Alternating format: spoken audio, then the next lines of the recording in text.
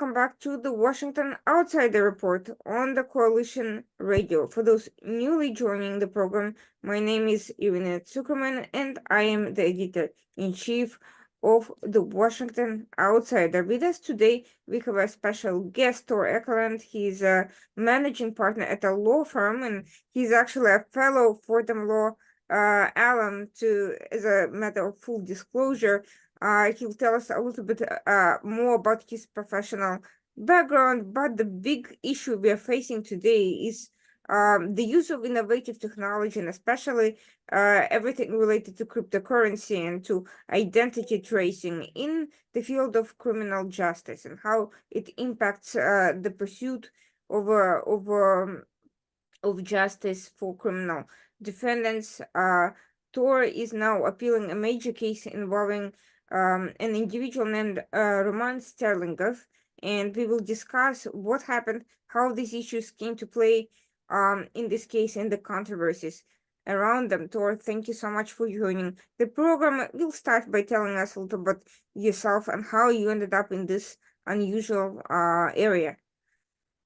Yeah, so I've been representing federal criminal defendants accused of computer crimes for over a decade now. And I first got into this after I left my corporate law job in 2010. I picked up a case representing a hacker who'd been accused of essentially copying 114,000 email addresses from one of AT&T's publicly facing servers. To make a long story short, I didn't know it at the time. I was just like wanted to do a trial, right? It was like my first trial. It turned out to be a really, really big computer case. Our client was convicted at trial, which was no surprise. There's a 99% conviction rate in federal criminal trials, and this guy was a very, very controversial person, a very infamous internet troll, but we ended up winning it on appeal. It was a huge case, and that just sort of launched my career in representing a lot of hackers, sort of computer dissidents and whatnot, both in the United States and in Europe, mainly London. And so that for like the first decade, I did a lot of stuff involving the Computer Fraud and Abuse Act, which is the United States' primary statute for charging people with computer crimes.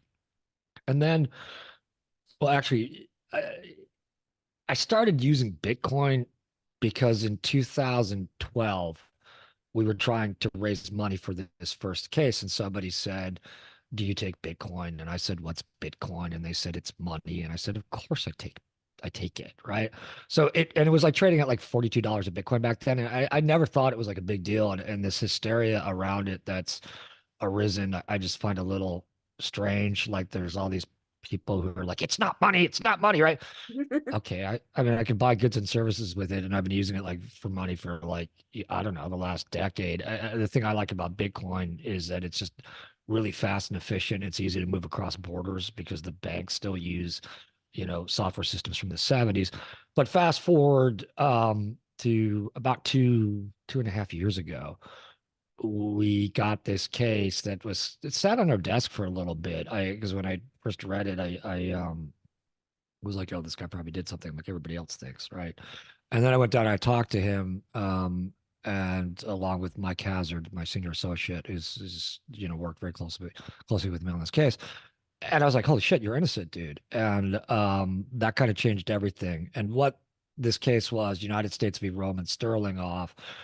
Roman Sterlingoff was a dual Swedish-Russian citizen. He moved to Sweden from Russia when he was 14 and never kind of went back. And he got into Bitcoin early in like 2010. And he started using what's known as a Bitcoin mixer, which hides it breaks up any kind of tracing. A Bitcoin mixer will hide sort of like the source and the flow of your funds. And that's important for privacy reasons. I've even like found out because I've had people tracing my Bitcoin address that I use for legal donations for this case. And somebody was like, you got $1.4 million worth of donations and you're a greedy pig and you're spending all this money. I'm like, And I realized, no, that's the same Coinbase address I've been using, since I got a Coinbase address, like, I don't know, back in 2013, 2014, something like that. And what they did is they were looking at all the Bitcoin that had ever come in through to that wallet address, right? And what that illustrates is that if somebody knows a wallet address, like a Bitcoin address that belongs to you, they can see how much Bitcoin you have, right? And if they know that, what happens, these things that happen, then they're called wrench attacks. Like somebody will actually they'll physically come and mug you or steal your private keys to your Bitcoin address. So that's why things like mixers exist, right? Because a mixer will hide Mhm. where your the source of your funds and how much Bitcoin you have. So he starts using a mixer around called Bitcoin Fog around 2011, 2012. And what the government accused him of, what he was just convicted of, in a very scary way, because there's no eyewitnesses or any kind of corroborating evidence that direct evidence ever shows him operating Bitcoin Fog. The government convicted him of operating Bitcoin Fog for 10 years and laundering roughly $334 million worth of darknet funds, that they were saying were coming from Silk Road and all these markets and being mixed in Bitcoin Fog, right? Um, and they convicted him in Washington, D.C., a place he'd never set foot in, and that the government admits the only thing that ever happened in Washington, D.C. was IRS agents mixed some Bitcoin through Bitcoin Fog. Um, and the entire case, and this is a very disappointing verdict for us because the entire case is built on circumstantial evidence and these traces where they say in 2011, money going from Bitcoin going from his KYC Mt. Gox account. Now, KYC just means know your customer. It means that you, Mhm. put up your photo ID and your real name and everything is associated with the account. They say that funds going from that account go through a series of addresses and two other Mt. Gox accounts, and then through a ARM exchange account, a Liberty Reserve account, and then pay for the DNS registration to the www.bitcoinfog.com Clarinet website. Well, now Clarinet, I mean just regular internet, right? So the mixer was an onion site on the Tor network, and you had to access it via Tor, but there was a link on the Clarinet site. Then they say there's where he made one of the first deposits in a Bitcoin Fog um, before Bitcoin Fog publicly announced its operation. But the problem with all these traces is that right at the first hop, like when you say hop, it's like, okay, I send from my wallet address, my Mt. Gox account, I send to another Bitcoin address, right? Just a string of numbers and letters. Usually, I think it's like between 30 and 40 or something like that, right? Now, right there on the first hop in all these traces, there's no evidence that Roman Sterlingoff had the private key to those addresses, which means there's no evidence, definitive evidence that he controlled those addresses, right? And it's entirely consistent with him selling Bitcoin to somebody in a peer-to-peer transaction. Even the government's witnesses, testified to that on the stand. There's no corroborating evidence. There's no eyewitnesses or anything. But what the jury bought into, and I think this is a bit of what's known as the CSI effect from the crime scene investigation shows you see in the United States and everything, is that the flow of those funds was the same as the flow of the control of those funds. And I mean, that's what killed us. And that's what, when we talked to the jury, afterwards, that's essentially what they said. They bought into these tracings, but there was no evidence that Roman controlled even the first addresses in these traces, right? And um, that's really, really scary, right? And because there no eyewitnesses, nothing.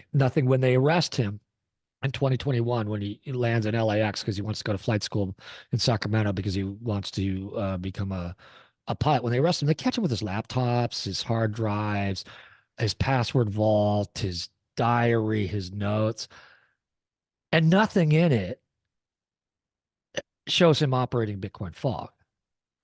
Now, what we think happened is that he probably ran into the people who actually started Bitcoin Fog in 2011 Mhm. and maybe sold them Bitcoin, or did some kind of exchange or whatever. But what's really, really scary is he's facing decades in jail for money laundering, for something that we're convinced he just didn't do. And the other really scary thing about the case for me, and I think it should concern everybody because this could be anybody who's dealing in Bitcoin, is the venue issue. And what the venue issue is that the United States Constitution requires that all criminal trials occur in the state and the district where the crime occurred. We're in Washington, D.C. on this trial, and Roman's in Sweden the entire time or traveling in Europe. There's no evidence of anything happening in D.C. except for these sort of sham transactions that these IRS agents do, right? That's not, I don't think that constitutionally gives the government venue because there's a huge problem there in that it, if that's right, it gives prosecutors almost universal jurisdiction because any prosecutor sitting anywhere in front of a laptop Mm-hmm. can do a sham transaction, say in whatever Montana. And next thing you know, you're on trial in Montana. You don't have any context there. You've never done anything. It's very, very, very, very problematic. So this case is very, it's the first of its kind. Mm-hmm. Um, Nobody's challenged the blockchain forensics like this before. The judge, like judges do, it was no shock to me, rubber stamped everything.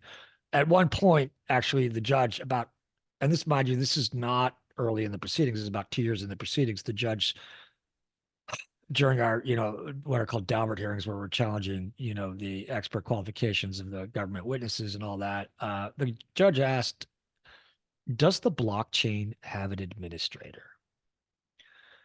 Now, yes, exactly. If you know anything about the blockchain, that is displaying total ignorance of the blockchain because the core concept of the blockchain is that it's a decentralized ledger and doesn't have any administrator.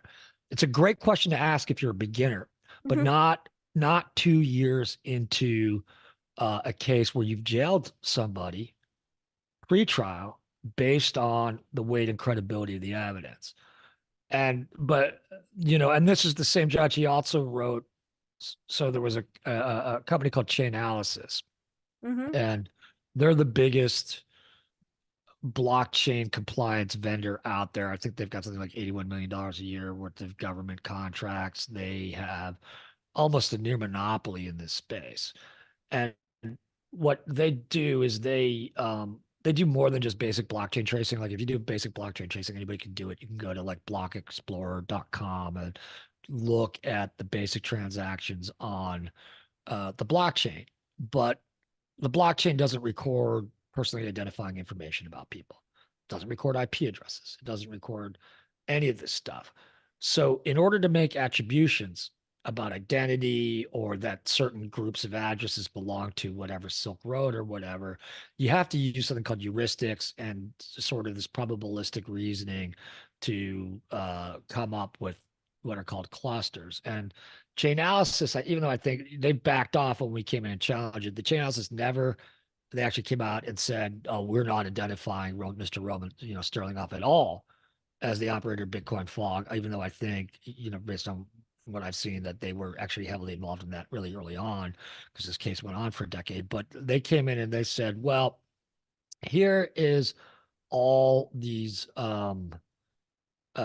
clusters of darknet markets. All these addresses are related to Silk Road. All these addresses are related to whatever Agora. All these, addresses, and all those addresses sent money to Bitcoin Fog. So they're the software that was used to sort of attribute the amount of money, illicit funds used, mixed through Bitcoin Fog and the basis of that $334 million worth of money laundering charges against Roman.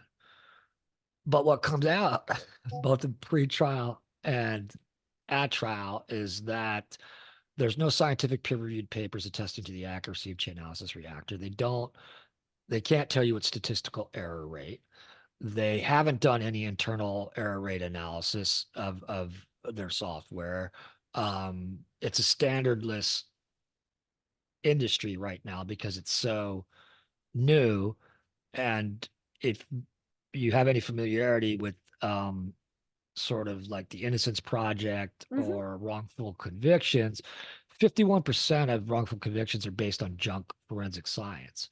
And what happens when, like this happened with bite marks, it happened with DNA, it happened with fingerprinting. When a new forensic science emerges, all these people rush in to make money off of it. And a lot of people get convicted. And I think that that's what happened here.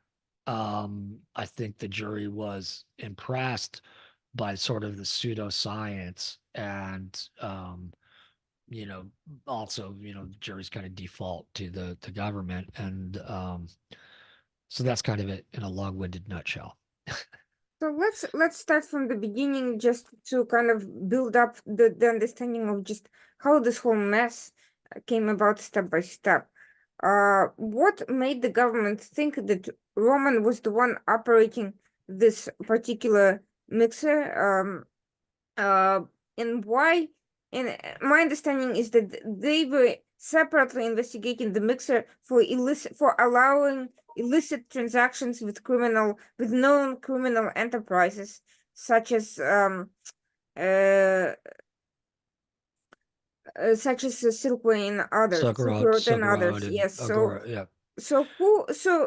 who actually started that project, and how do they believe, and why did Rome, and at what point do they claim Roman came into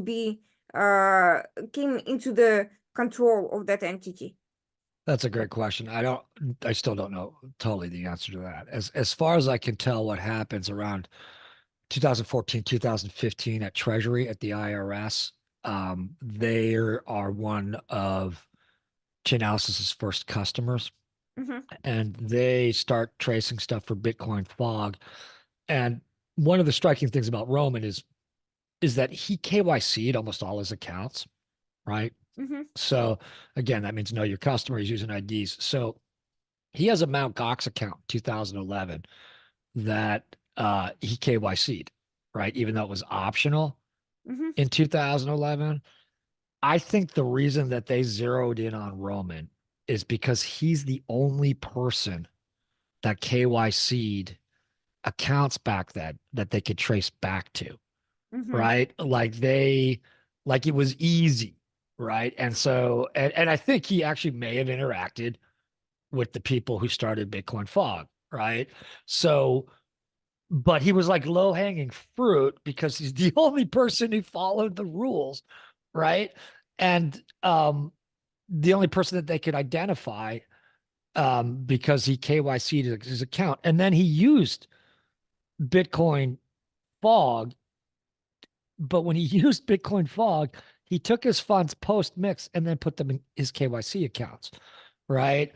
And so this case, like they had him under surveillance in Miami in 2017 for like 3 months.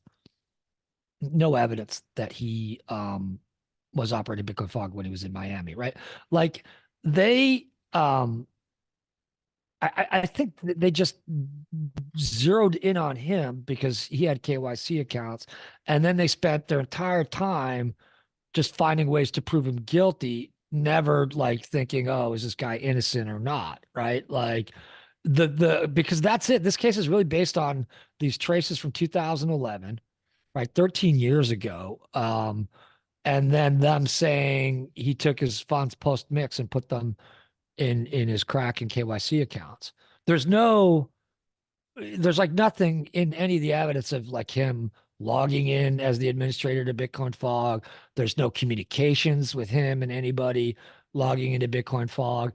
What they said is that he controlled the accounts that ultimately paid for the DNS registration, which is not illegal, right? But this 2011 DNS registration, based on a IP address analysis saying that he used a server with the same IP address as the people who, whatever the account that paid for the DNS registration about the same time, like a few minutes apart or whatever, right? mm-hmm. Okay, well, if you consider the fact that we might be using the same IP address right now, or that thousands, tens of thousands, if not hundreds of thousands of people can be sharing the same IP address, you know, on the same server, on a proxy server, on a VPN, whatever. Or if you're doing a peer-to-peer transaction with somebody, either in person or in a chat room in Europe or wherever, you might be sharing the same IP address. You can see the problem with that, right? Like, but those were the biggest pieces of evidence that they had, right? And now he's, you know, he's been convicted of conspiracy to money laundering, you know, failing to register with FinCEN, and then operating an unlicensed money transmission business in the District of Columbia. So here's the, to convict somebody of a conspiracy, there must be evidence that there was a conspiracy. And that therefore that means more than one person. Who are the other suspects or defendants in that conspiracy aspect of the charges? They basically listed the entire darknet. Like, I'm not kidding you. I'm not kidding you. Like, they were like the administrators of Silk Road, Agora, everybody. And there wasn't a single explicit communication. Even I don't even know it's implicit. Like, the whole theory of, I mean, conspiracy, they call the prosecutors friends. And, you know, it's sort of a unique thing to the Anglo-American legal system. And it's, you know, notoriously plastic and pliable. Here they were just like, basically the conspiracy existed because people used Bitcoin fog. That's it. I mean, that's the basis for their saying that there's an agreement. And under this conspiracy, there didn't need to be an overt act in furtherance of it, which, so it's not a common law conspiracy or 371. At this conspiracy, I can't remember what it was under. I think it was um uh the money laundering statute. Conspiracy doesn't require an overt act. So there wasn't, like, it's not like they put on evidence of him talking to anybody about Bitcoin fog. That's what's so fucking scary about this case. It's all circumstantial evidence. Now, a jury can give circumstantial evidence the same weight as direct evidence, but there's not a single piece of direct evidence anywhere after a month of trial of him operating Bitcoin fog. And that's what's scary as fuck, right? Because everybody's just, this is just based on these traces that even the government's own witnesses said, listen, yeah, that's compatible with the peer-to-peer transaction. But, like, I asked a couple of witnesses, I'm so like, what do you have? And they're like, the totality. Okay, well, can you point to anything to me in the totality that's, you know, him operating Bitcoin fog? No, it's just the totality of the circumstances. And that's fucking Orwellian, man. You know, we had a faction of the jury that, you know, bought into that. I mean, the jury was out for 2.5 days. And I think, you know, based on our conversations with some jurors afterwards, I think a certain faction of the jury sort of hijacked the, you know, the conversation. And, you know. So, well, this is what I don't understand.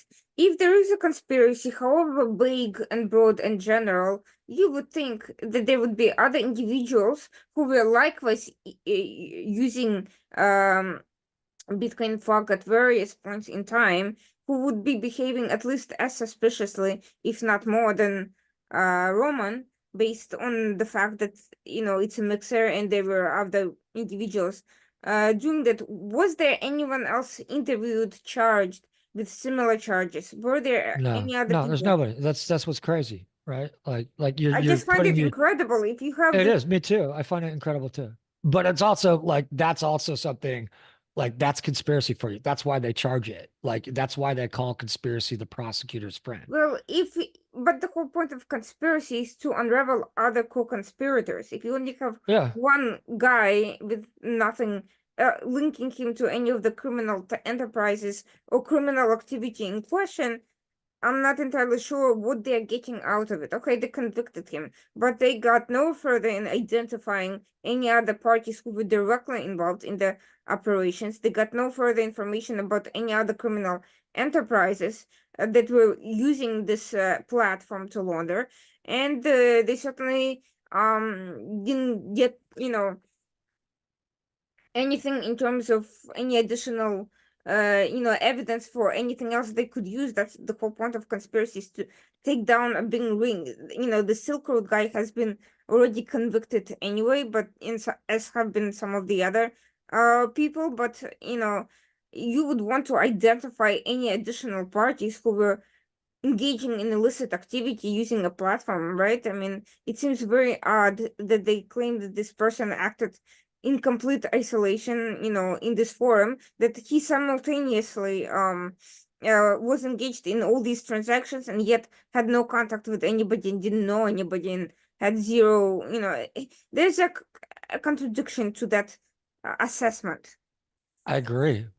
I mean, welcome to the case, But right? It's bizarre. I mean, like seriously, they listed essentially the entire darknet as his co-conspirators and didn't identify a single communication between him and any of the alleged co-conspirators.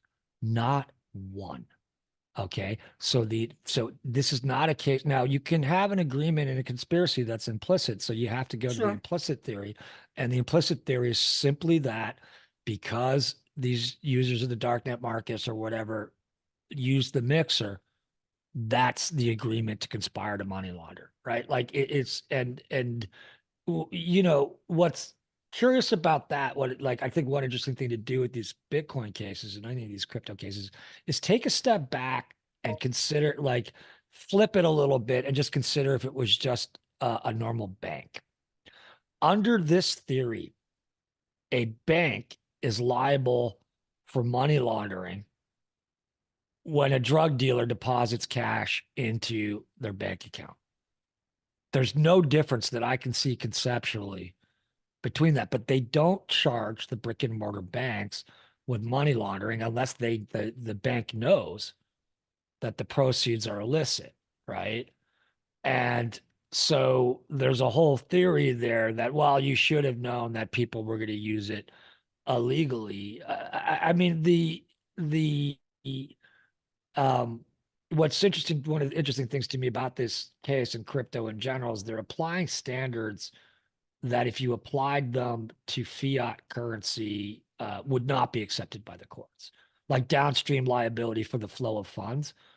Like, I mean, like, think about this flow of funds. Like, one of the things that seems to be that's coming out of this case is that people confuse the flow of funds with the flow of control but Hmm. the of the funds. But the example I always give is if you go into Starbucks and you give Starbucks $10 to buy a latte, Starbucks takes that $10 and gives that to somebody else for change, who then goes and spends it at the local pharmacy. The local pharmacy gives that $10 bill as change to somebody else, who then takes it and buys drugs, illegal drugs, right? It would be like you, who gave that $10 bill to Starbucks, got arrested and charged and convicted for buying those illegal drugs. Like, they're imposing they're imposing upstream liability on the flow of funds without any corroborating evidence. Like, you can't do that. If you did that with fiat currency, like everyone says, there's cocaine on every piece of, US currency, right? We'd all be going to jail. You can't, like, the theory on a high meta level, the theory of liability is really whacked, right? And like, this is a really, really dangerous prosecution. I Well, think, if this is right. let's flip it around and look at it another way. You know, can there be people who are using these mixers without, for entirely, does the government accept the idea that someone could be using these platforms without also being part of a criminal Yes. conspiracy? Yeah, yeah, they're So, legal. They're legal. It's legal to so, use a so, mixer. but it's that particular platform that came to be popular among various criminal enterprises, correct? For whatever reason. Well, yeah, I mean, but like, it's not illegal to use a mixer, and that's not what he was charged with. Hmm. He was charged with money laundering. It's But illegal to money launder, but you can money launder through so your they are bank account. claiming that not only was he the sole or the main controller of that platform somehow, but that he was also knowingly laundering money for these enterprises Yes, and not exactly. merely just participating in, like, without really looking at Exactly. who Exactly. was using it. So this Yeah. knowledge or intent element, what was that the evidence for it basically does not exist? Correct. And so that's why they asked and they got from the court, and this was, we fought, and this is another appellate issue, for what's known as a willful blindness instruction, Mm-hmm. which is essentially like, well, he should have known, right? Because there was no evidence that came in. Well, first of all, there's no evidence that came in that he was actually operating it, right? Right. And then So there's in order no, to that would need to be predicated the entire premise that he knowingly money laundered and willfully ignored the flow of criminal funding, that's based on predication that he was in fact in control of the structure, right? right, exactly. Yeah, exactly. Right. And then assuming that arguendo, he's operating it, right? Well, that's not illegal. But it is illegal to, they got the willful blindness instruction. It really is another thing that really vexes me about this case. And it's just saying, well, you kind of turned a blind eye to everything. But one of the problematic things about that is that it's essentially like it's applying a negligence standard Sure. in criminal law, which is a big no-no. There's so many issues for appeal in this case.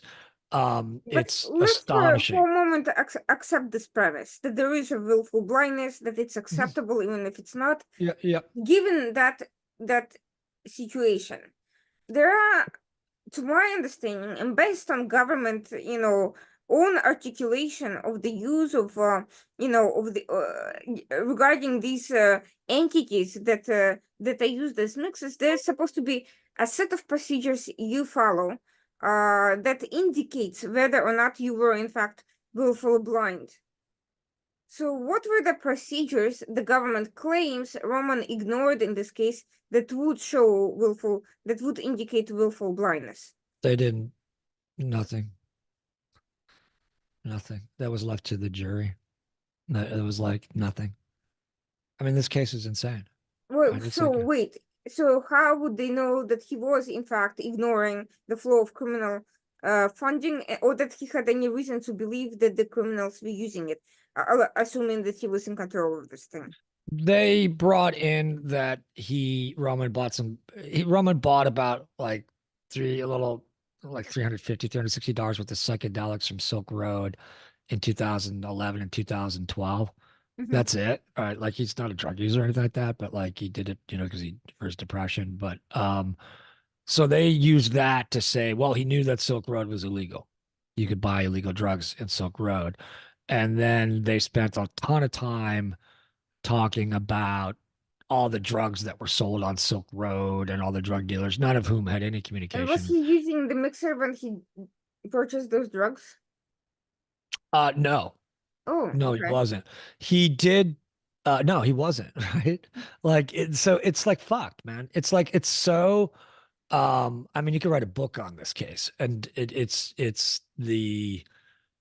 just this case is really important because it's the first time this has ever happened just because of where we are historically, Hmm. right? With the and you know it's and the fact that there's no direct evidence at all, right? And I think what happened really is that they had this case sitting around for almost a decade. It's one of their first cases, and they wanted to wrap it up, and they rolled the dice thinking that when they'd arrested Roman, they would get all sorts of corroborating evidence and he would cooperate and take a plea, but they didn't. Wait, so And wait a second. Something doesn't ring right, sit right with me. So they claimed he obtained illegal substances from Silk Road back in 2011. uh, When was he ever prosecuted for that?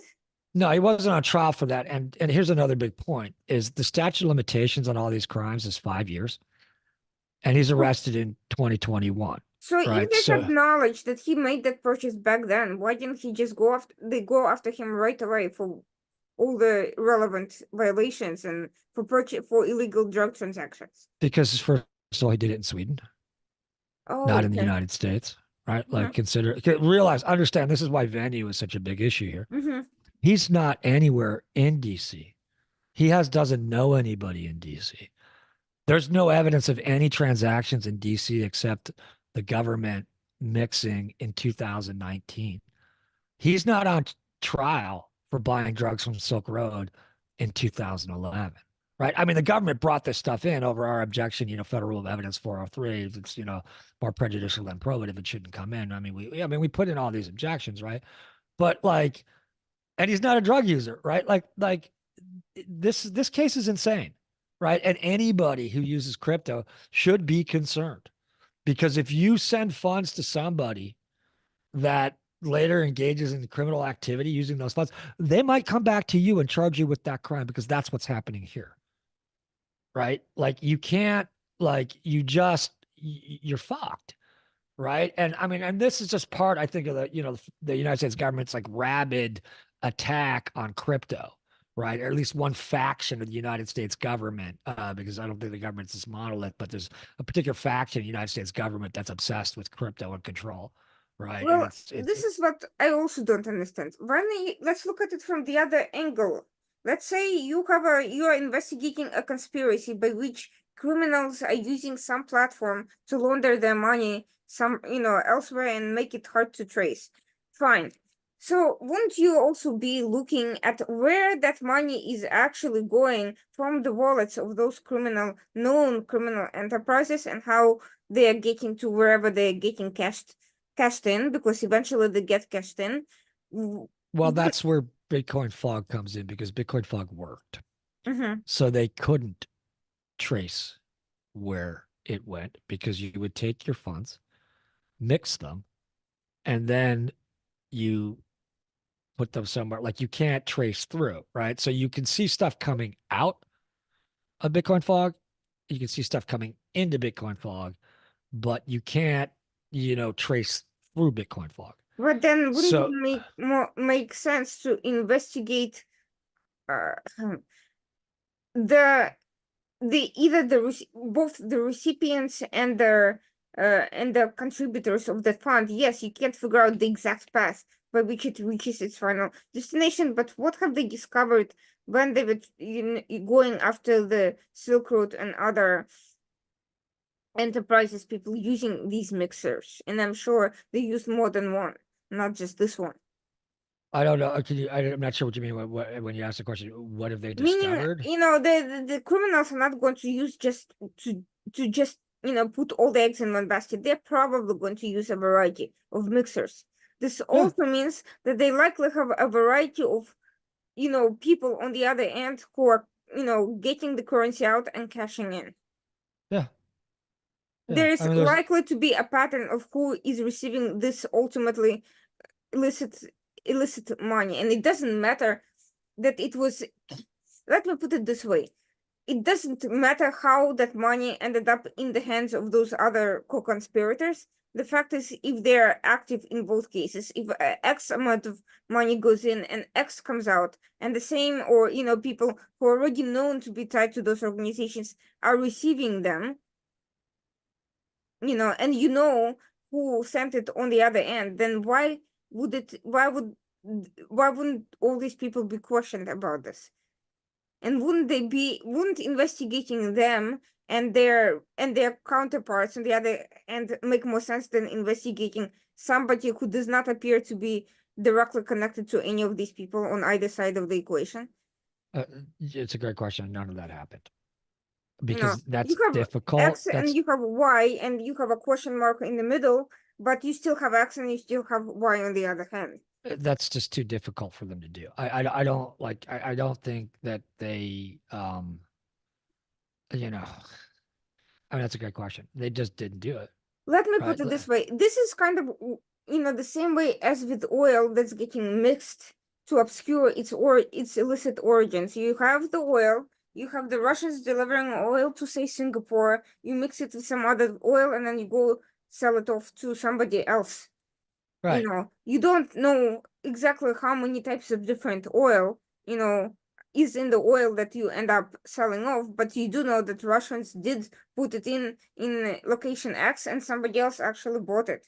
So if you Yeah. know that the oil is getting mixed, it doesn't matter how many stages of mixing it went through, you know that there's been, this activity that happened. So would you not be investigating A, the Russians, and B, the buyers who had good reason to know that the oil was not pure, oil from a legitimate source?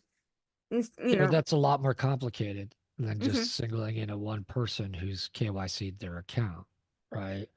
Like imagine you have all these anonymous players and no information on them, and then you've got one person all the way at the beginning of the transaction who's written their name all over the oil, right? Like Hmm. that's what's going on here. It's not, and then you've got this long multi-year investigation with people coming in and coming out of it, and yeah, I no, I mean this you're putting your finger on everything that's so problematic about this case, right? Like it's not um I mean it's scary. I think this is a really scary case. So they So at some point decided that Roman is a flight risk, and that's why he's been in jail for this during the three trial. years, yeah, before trial, yeah. They decided it was a flight risk. The government kind of implied that because he had four passports when he was arrested. So he had Um, the Russian and the Swedish passport, right? yeah, he had two Russian passports because you need one passport to travel inside Russia, Mm-hmm. and then you need a second Russian passport to travel externally. Also. Mm-hmm. And then Sweden routinely issues you two passports. Oh, And the okay. government basically won because it's so that you can go to Jordan essentially and get your passport stamped, but then go into Israel without having a passport that's been stamped with Jordan, so you don't have problems traveling. Like Sweden does that. Mm-hmm. A few countries do that. But they basically implied to the court that these passports were forged, right? When look, they weren't. And number two, you could just check with the governments that issued them to So see if wait they a were second. I accurate. don't understand this. If this is such a basic issue, why didn't they? Why wasn't, what was their response to the challenge on that ground? Response to what? To To the I wasn't challenge? Yeah. I wasn't on the case. We Oh, didn't okay. at that point, but look, judges, 80% of the federal judiciary consists of former prosecutors or Mm-hmm. people who've worked at DOJ. I mean, that's no secret. One of the reasons that the framers of the Constitution had and created an independent judiciary under Article 3 of the Constitution is because under the English system, the judges were part of the executive branch. They were part of, the crown, right? Like the crown's court, the king's court, all that stuff like that.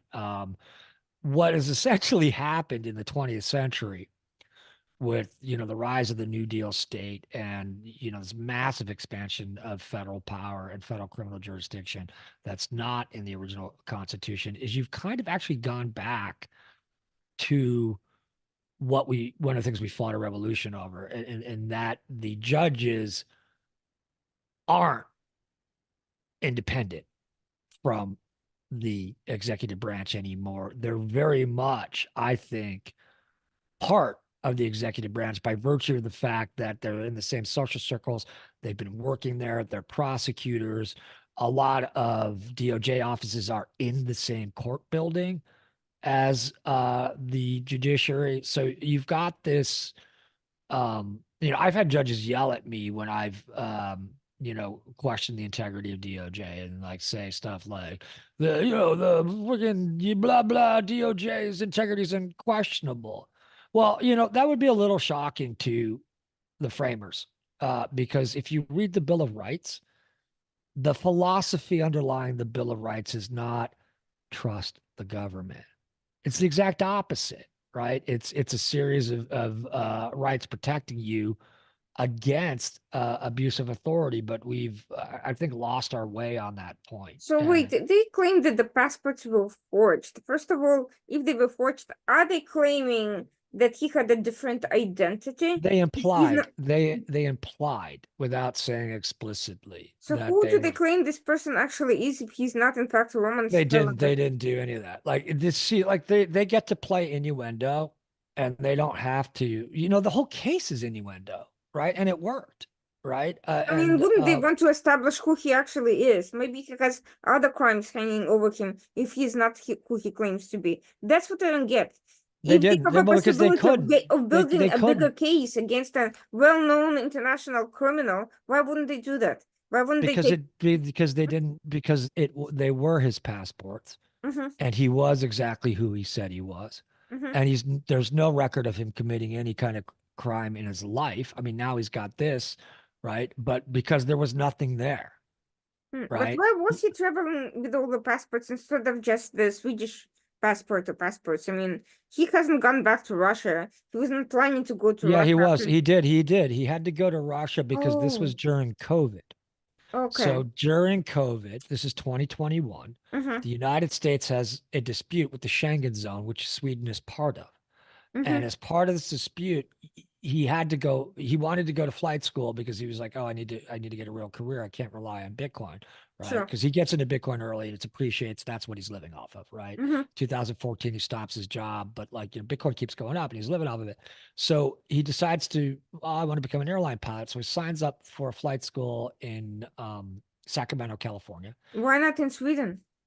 because the best one was in Sacramento, Oh, California, because okay. he wants to be a commercial airline pilot. So he Mm-hmm. signs up for a 2 week intensive in Sacramento, California, but he has to quarantine somewhere. So the easiest place for him to quarantine because of this diplomatic dispute is in Moscow for 2 weeks before he flies to the United States. And Mm-hmm. he travels regularly, right? Mm-hmm. Like it's not a crime to carry for. This is what got me in this case. Is like I feel like there's this like provincialism with the prosecutors and everybody like, oh my God, he's got 4 passports. Well, like really, you're saying that in Washington, D.C.? Like there's when you could just probably look down the street and there's probably like a dozen people on the street with multiple passports, right? Oh my God, he was traveling with his computers. Yeah, he's a computer nerd. That's what he does, right? Like everybody, I mean, I've been, in this space for a decade. Everybody I know who's any good at computers is traveling with multiple laptops and all this stuff like that, right? But they tried to mystify it because to them, it's unusual. I mean, he was a bit of a digital nomad, and by Mm-hmm. that time, because the taxes in Sweden are so high, they're over 50%. He's spending less than his 50% of his time in Sweden. So he Mm-hmm. doesn't have to pay these really, really high taxes, right? Mm-hmm. And this is the other scary thing about this case. If you're not like everything to them was exotic that is normal in the space that he's in. Mm-hmm. And so you have this kind of like, the normies kind of prosecuting somebody that they think is weird and it must be criminal. Because I would never travel with three, a Raspberry Pi or a modem with like 3 or 4 SIM cards so I could stream. Right. And there's this sort of underlying provincialism to this whole thing. And then you mix that with the fact that Chainalysis hired one of the prosecutors from this case to be a senior legal advisor, that What? they hired their expert they hired from the DEA, that Chainalysis bought a company started by one of the IRS investigators during the pendency of this case. And the Isn't that a company, conflict of interest?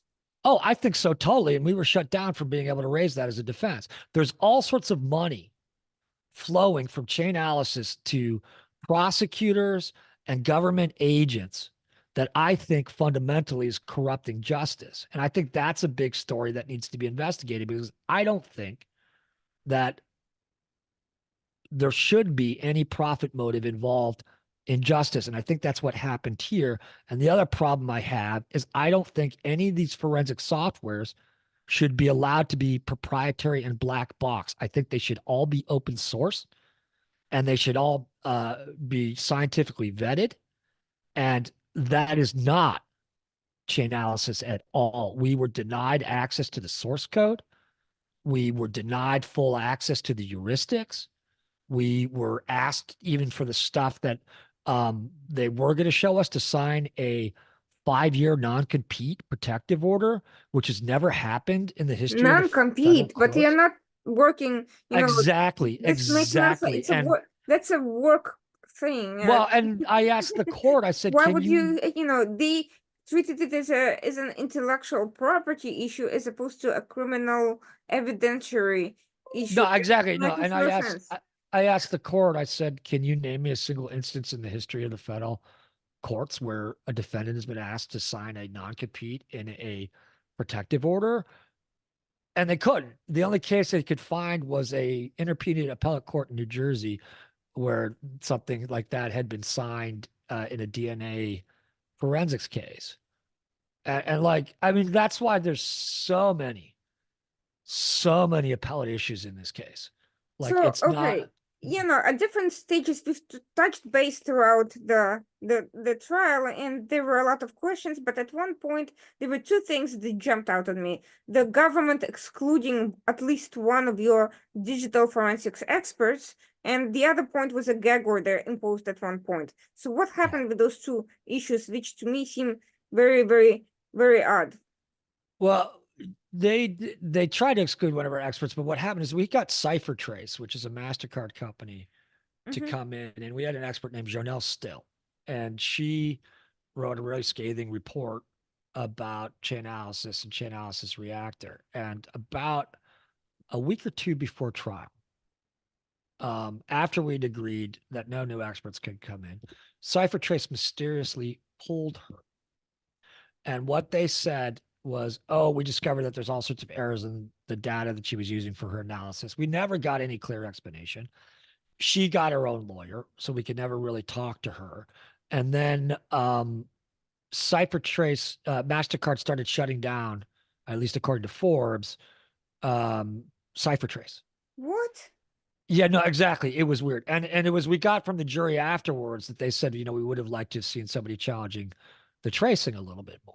Right. So we lost our top expert on the tracing because MasterCard, which controls CipherTrace, they just pulled their witness at the last minute without explanation. And I don't know if there were like backdoor conversations going on there, or, MasterCard was worried about its government contracts or what. I don't know what happened there, but it was bizarre.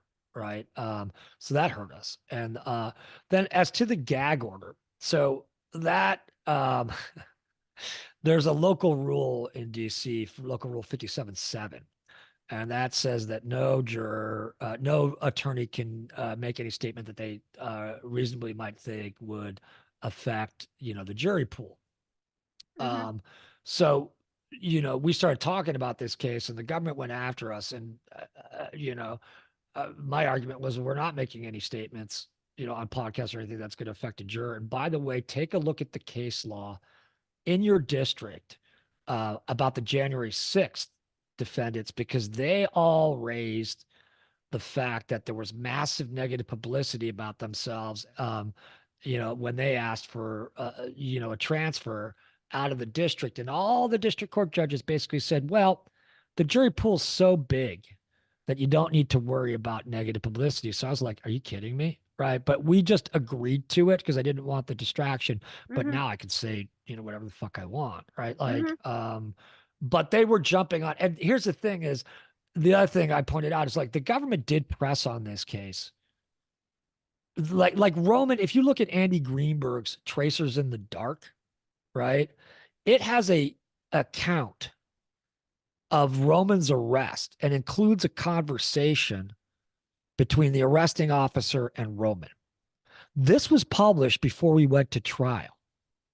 If you go in the index for that book, you can look it up, every investigator. You can look up the prosecutors, because they all gave interviews to Andy Greenberg. There's a through line here of careerism Mm-hmm. and profiteering that I think ultimately is a corruption of justice. And I don't buy for one fucking second that prosecutors are better noble beings than anybody else. They are ambitious and as greedy as the rest of us.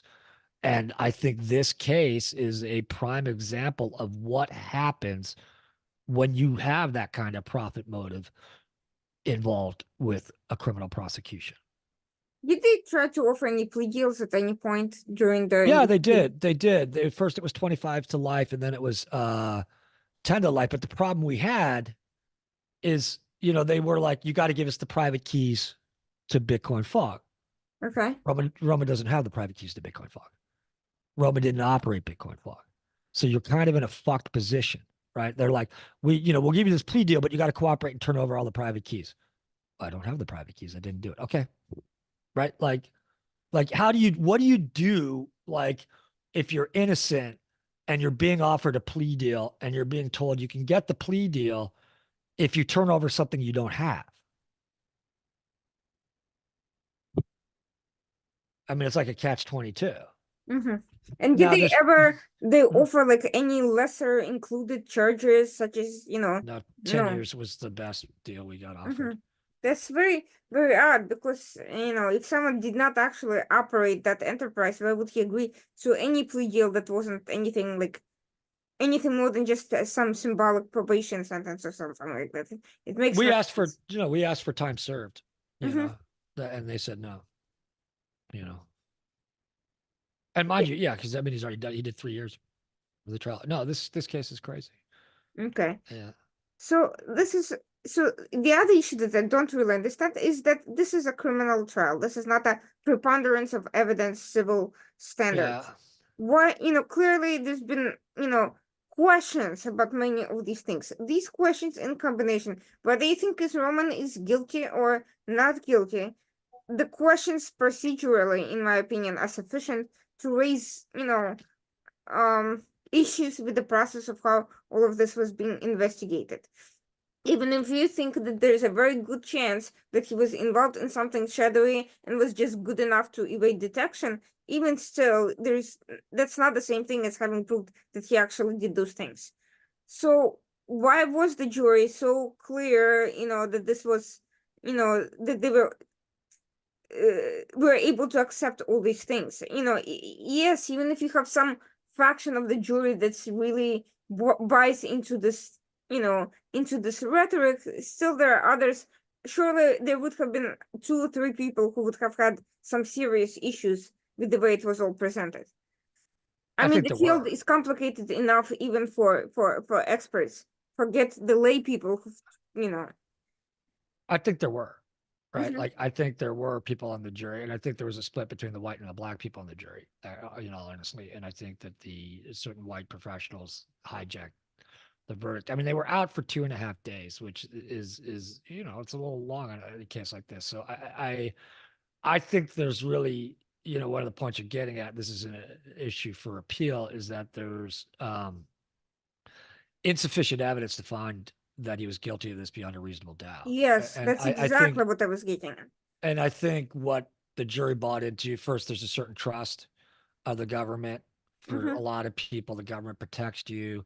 There's the CIA, CSI effect, not Mm-hmm. CIA, CSI. There's a lot of stuff. I mean, at the end of the day, I don't know, but I don't think when I look at this, and of course I'm biased, I'm his defense lawyer, right? But like I look at this, I don't see sufficient evidence to convict him beyond a reasonable doubt. Mm-hmm. I mean, there's just no eyewitnesses. There's no corroborating evidence. They brought in a couple other. They brought in Larry Harmon, who ran the Helix mixer, and they brought in Ilya Lichtenstein. And if you, both of them testified, oh yeah, when they caught me with the private keys. They caught me with all this stuff, right?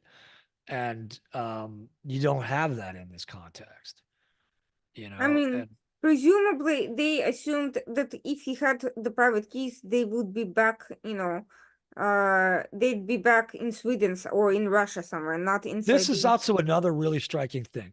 They did not search his Swedish apartment. They were What? cooperating. Yeah, no, that's what I was like, whoa. So he had a computer there, and they made this big deal out of because he knew how to use Linux, and they made this big deal. Oh, he's using Linux, and he got on the stand. He testified, no, I was using Linux to log into my home computer. Right? Mm-hmm. Nobody ever bothered to go search his apartment in Sweden and get his computer out of his apartment. That's really striking to me. Right? Because to me, what that says is, oh, you're convinced this guy's guilty, and you don't even need to do the most basic thing. Right? Like, or you're afraid to go get that computer and find out that there's nothing on there. Right? Like, that's really, really striking to me. So I don't know. I mean, there's so much you could go into on this case, but I think that's it in a nutshell. That's pretty unbelievable. And now, so you have, so what's his, has he been sentenced? Sentencing is on July 15th. Mm-hmm. So we're getting ready for that. And then once the sentence is done, we file for appeal. And then that'll probably take 1 to 3 years.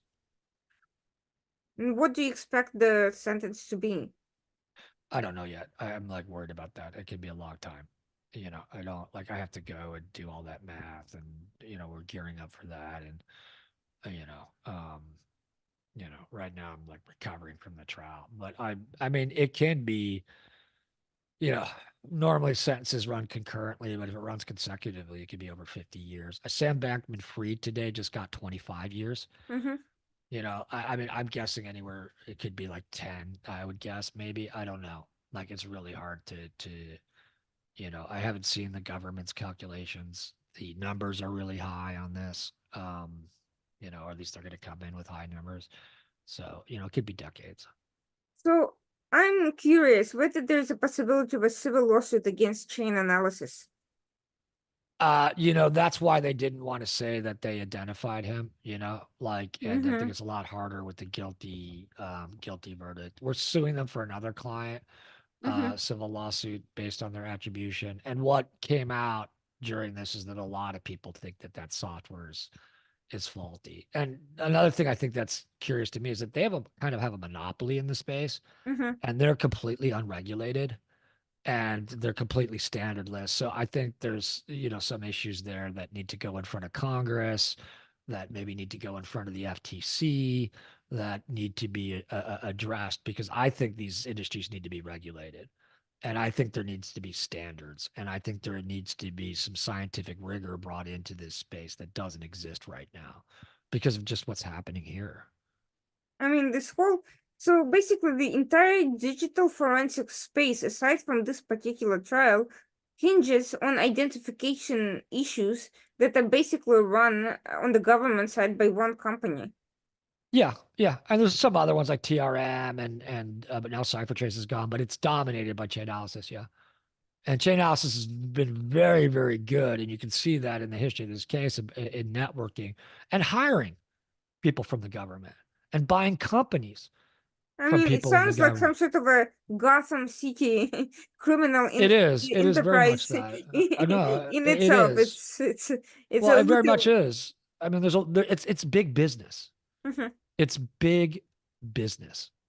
Chainalysis is a company with an $8 billion market valuation, right? And it's very problematic. But I also, one small ray of hope I get from this is now that this verdict has come in, people are paying attention, and we've been talking all over the place and talking to a lot of people who've got problems with Chainalysis. And so, I mean, it's very early in this. I So mean, I'm this is the guessing that the reason the government, this case is important to the government, this particular type of defendant is important to the government because if the verdict stays, they can use it as a precedent for very broad prosecutions against these, individuals on very low level of evidence. And, this is a prosecutor's dream, not having to actually take down huge networks of enterprises. They just take down some guy, claim it's a huge conspiracy, and and that's I it. agree. That's your big career move right there, and Yeah, 100%, 100%, very yeah, much so. I can see why that would be extremely problematic for many reasons. So I'm curious to continue following the appeal process and what happens with that. And I actually think that something like that is, these crypto issues and investigations, I think one day have a good chance of ending up in the Supreme Court because there's just so much This in could this go. area and just so little real understanding, and quite frankly educating the jury on these issues must be very complicated, given that, you know, I most think people there are don't issues. even understand what blockchain is.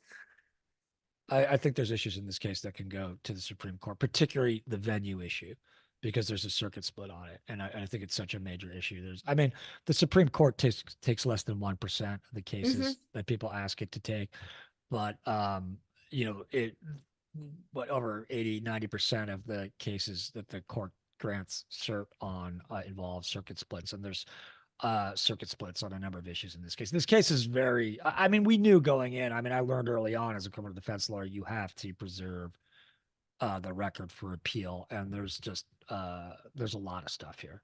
It's a very Mm-hmm. problematic case. And we're at the halfway point, and we'll keep you updated, check in with us. And Yeah, please do, because there are broader issues here, and it is a novel technology area, especially in criminal justice. That's why I'm saying I think there is a concern about how this technology could be used under what circumstances, and what are the government's obligations when you have a near monopoly responsible for identification issues. Yeah. Yeah. No, absolutely. 100%. Well, thank you so much for joining us today. And for those watching the program, please stay tuned for our next episode next Tuesday night, 9 p.m. Thanks to Tor Ekeland for his valuable time and insights into an exceptionally interesting area of how blockchain, blockchain appears in criminal justice. And people like me have gotten a lot of this information from the government side during CLEs and so forth, but we are now getting to hear from the defense side on how these issues could end up being quite problematic for the defendants and people trying to defend themselves using very new technologies that have not yet been completely proven, to say the least. And thanks again, and have a great evening. Thank you. You likewise.